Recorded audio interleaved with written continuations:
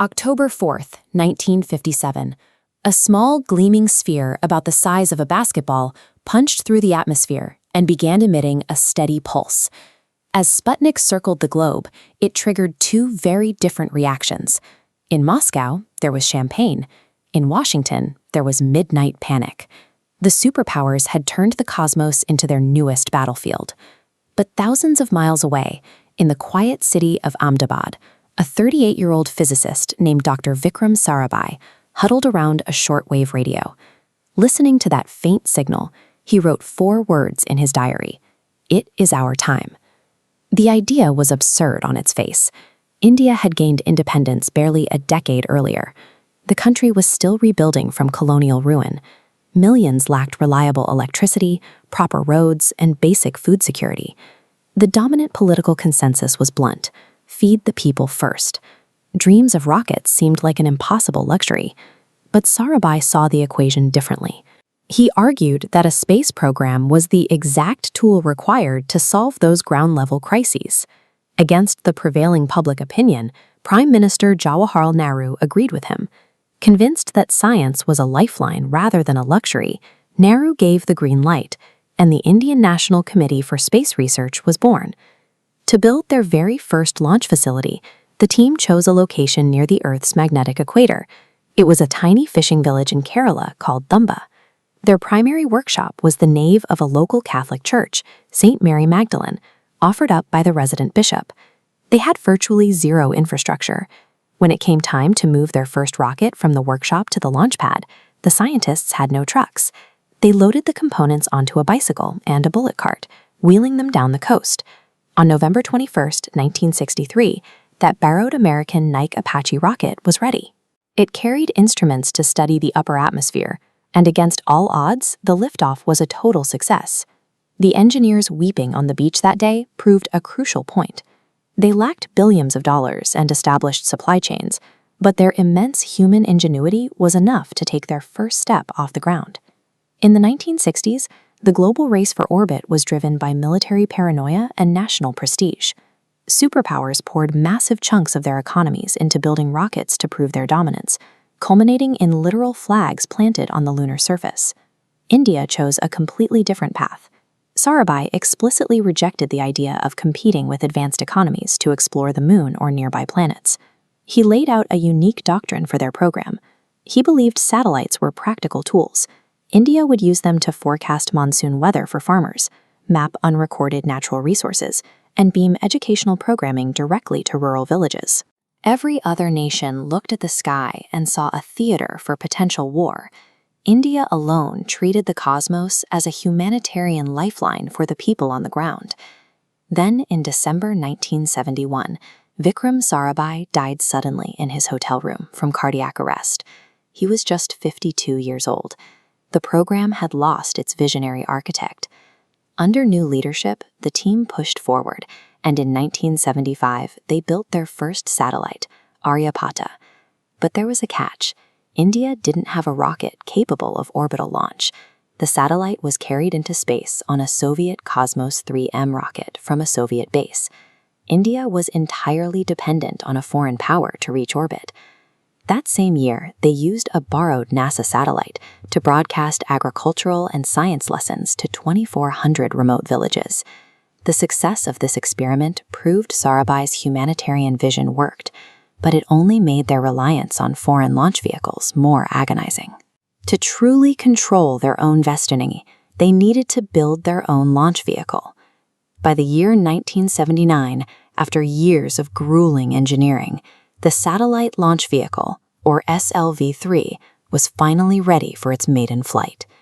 The launch sequence began, but shortly after liftoff, the rocket veered off its trajectory, crashing into the churning waters of the Bay of Bengal. Years of work were submerged in an instant. Without solving the immense physics and engineering hurdles of orbital launch, India's space program would be permanently tethered to the goodwill of the superpowers. In the immediate aftermath of the crash, the young mission director prepared to face the press and take full responsibility for the failure.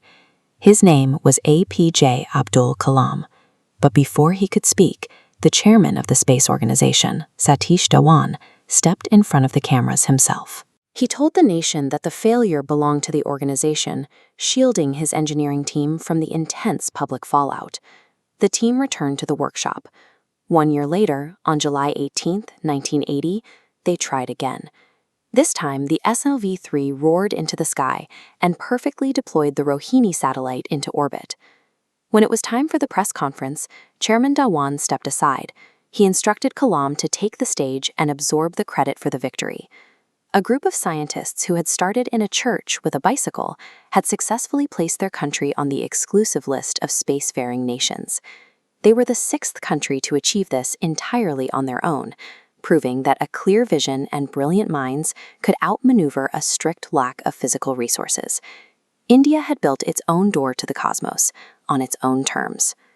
But true independence is rarely welcomed by established powers. Threatened by this emerging capability, the global heavyweights would soon deploy harsh political pressure and embargoes to try and force that door shut.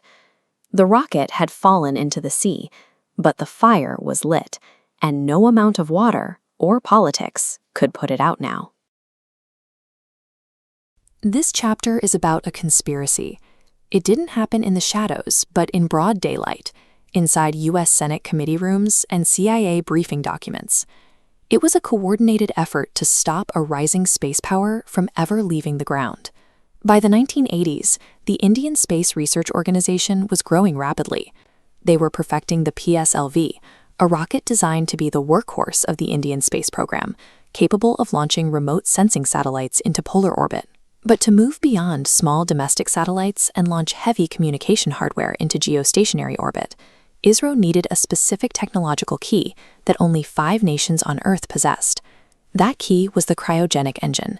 It burns liquid hydrogen and liquid oxygen cooled to extreme temperatures, below -250 degrees Celsius. This schematic shows how that cooling process allows the engine to produce far more thrust per unit of fuel than any conventional propellant.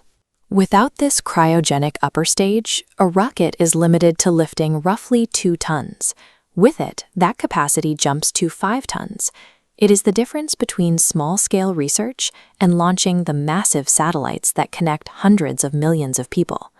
In 1991, India secured a deal with the Russian space agency, Globkosmos, for 235 crore rupees, about 1/4 of the price quoted by American competitors.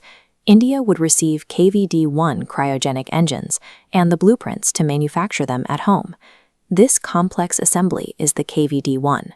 By securing the rights to build it indigenously, India transformed from a developing program into a strategic threat. Their ultra-low-cost model had the potential to put Western launch providers out of business. Washington was tracking ISRO's progress. Powerful interests viewed India's ability to launch satellites cheaply, not as scientific progress, but as a risk to the commercial dominance of NASA and Arianespace.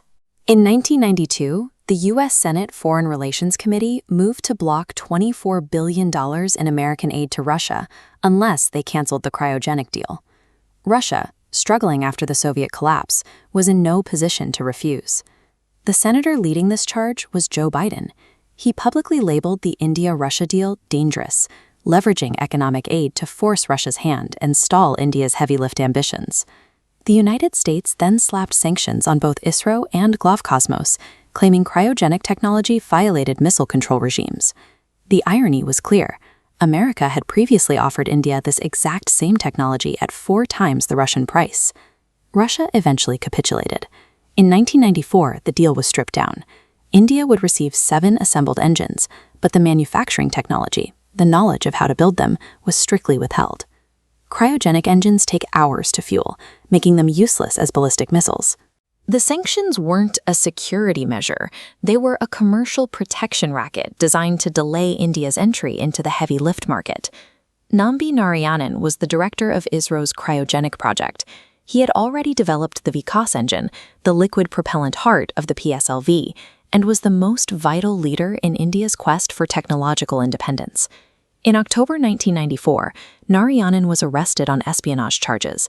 The state alleged he had sold ISRO secrets to 2 Maldivian women he had never actually met. He was held for 50 days and tortured. While he sat in a cell, the cryogenic project he led was thrown into chaos. His career was effectively ended, and the psychological momentum of India's space program was broken. The scientific community fought back. In 1997, 5 of India's most eminent space architects wrote a joint letter declaring the charges were fabricated. The Central Bureau of Investigation eventually found no evidence of espionage, and the case collapsed. By the time the Supreme Court declared him fully innocent in 2018, decades had passed. The spy case had served its purpose. It stalled India's heavy lift capabilities more effectively than any economic sanction ever could. In the darkest months of 1994, ISRO made a quiet resolution. They would build their own cryogenic engine from scratch, no matter how long it took. While the cryogenic project restarted from zero, India proved its existing capabilities. In 1994, the PSLV made its first successful flight. For an agency that started by wheeling its first rocket parts across a beach on bicycles, this purely Indian rocket was a triumph of self-reliance. By 1999, ISRO was no longer just a domestic program. They were a global provider. The PSLV rocket began launching satellites for multiple foreign nations simultaneously, signaling clearly that the country was open for business. The international isolation intended to crush the program had backfired. By denying India technology, the world simply forced ISRO to master end-to-end rocketry, turning them into a formidable commercial competitor. While development of the heavy cryogenic engines continued, ISRO pivoted their reliable, non-cryogenic workhorse, the PSLV, to reach for the moon. In October 2008, they launched Chandrayaan-1 on a budget of just $83 million. NASA's lunar orbiter cost $583 million. India reached the moon for 1/7 of that price. This frugal mission delivered a foundational discovery: water molecules on the lunar surface. It changed our understanding of the moon forever. The country that had once wheeled its first rocket parts on the bicycle had, 45 years later, beaten global monopolies to one of the most significant lunar discoveries in history. The sanctions meant to teach India humility instead taught them self-sufficiency. By trying to break the cycle of Indian science, the rest of the world only paved their road to the stars. November 5, 2013. A PSLV rocket ignites its engines at the Satish Dhawan Space Center and rises into the morning sky. Aborted is Mangalyaan, India's first attempt to reach the red planet. Reaching Mars is notoriously difficult. At this point, the combined success rate of every Mars mission ever attempted sat at barely 50%. A New York Times editorial cartoon mocked the ambition, showing an Indian farmer with a cow knocking on the door of the elite space club. But the success of Mangalyaan changed the narrative. By reaching Mars on the first try, India had effectively transitioned from a patronized outsider to a global aerospace power. This success raised a major central question. How does India outperform international space agencies while spending a fraction of the cost? The answer lies in their operational pillars. ISRO prioritizes proven, off-the-shelf components over designing new parts for every mission. They also benefit from the cost of living reality in India, where highly trained engineers earn a fraction of Western salaries. They also utilize fail-safe design, building redundancy through simplicity. By using fewer moving parts and minimizing failure points, they create systems that are reliable and highly inexpensive. Finally, ISRO is driven by a national mission mentality. Scientists often turn down private sector offers to build satellites that directly help Indian farmers predict cyclones and help doctors map disease outbreaks. The result is a system so efficient that ISRO's total budget for its entire 55-year history is less than NASA's operating budget for a single year. This efficiency soon turned ISRO into a commercial powerhouse. In February 2017, this PSLV rocket launched and deployed 104 satellites during a single mission. Only one of those satellites was Indian. The other 103 were for foreign clients, who chose ISRO because it was the most cost-effective launch provider on Earth. By 2019, India demonstrated it was a strategic power as well. With the resounding success of Mission Shakti, they became one of only 4 nations to demonstrate anti-satellite missile capabilities. A nation that was denied cryogenic engine technology in the 1990s had now become an essential foundation of the global space economy. But progress often includes failure. In 2019, Chandrayaan-2 targeted the Lunar South Pole, a territory so difficult to reach that no spacecraft had ever successfully landed there. At nearly 2 in the morning, millions of people watched this control room as the Vikram lander began its final descent toward the unmapped surface. Everything appeared completely nominal as it descended. Then, at just 2 kilometers from the lunar surface, communication was suddenly lost. The lander had crashed. In the ISRO control room, the chairman broke down, and the nation fell into a stunned silence. However, the mission's orbiter remained functional. It continued to transmit world-class data for years, turning a landing failure into a vital scientific lesson. In August 2023, the stakes were even higher. Russia's Luna 25 mission had just crashed attempting this same landing, leaving India as the next to try. On August 23rd, Chandrayaan-3's Vikram lander touched down safely. India had reached the moon's south pole. The success was broadcast to global summits, confirming that India had arrived where the United States, Russia, and China had not. This diagram shows the breakthrough data recorded by the Pragyan rover, a 60 degrees Celsius temperature gap between the lunar surface and the soil just below it. India had conquered the most coveted territory in the lunar race. This victory is rooted in the humble origins of a program that began by launching rockets from a small fishing village called Thumba. In the wake of the landing, the nation looked back to founders like Dr. Sarabhai, who believed India's future was among the stars. By securing access to the South Pole's water ice, ISRO has established the infrastructure necessary for a permanent human presence on the moon. India's evolution shows that a clear national purpose can achieve elite strategic results, even when limited to a fraction of the global space budget. For decades, access to the cosmos in India was strictly controlled. The Indian Space Research Organization, ISRO, held an exclusive legal monopoly over all space activities. While private Indian companies existed, they were legally confined to being part suppliers. They could build components, but they were prohibited from owning rockets or operating launch missions. That government monopoly ended in 2020. The state established IN Space as a dedicated regulatory body, authorizing private companies to independently launch rockets and operate space facilities. Simultaneously, they opened the sector entirely to 100% foreign direct investment, removing the primary financial barriers to entry. This chart shows the immediate impact of that policy decision. In 2014, India had exactly 1 space startup. By 2025, that number had triggered a vertical spike to more than 300 private space companies. By removing the regulatory ceiling, the state unchained an entire economic sector. India transitioned from relying on a government agency to fueling a high-speed commercial space ecosystem. 2 engineers left ISRO to establish Skyroot Aerospace, and within 4 years, they successfully launched the Vikram rocket. That same startup from Hyderabad is now partnering directly with Axiom Space to jointly expand access to the International Space Station. Agnikol Cosmos, founded by engineers out of IIT Madras, bypassed traditional manufacturing. They designed and patented a rocket engine that comes out of a machine completely functional, with 0 welds and 0 assembly. A single-piece 3D printed engine. They proved that hardware works by launching it from India's first privately built launch pad, situated directly inside ISRO's own historic Satish Dhawan Space Center.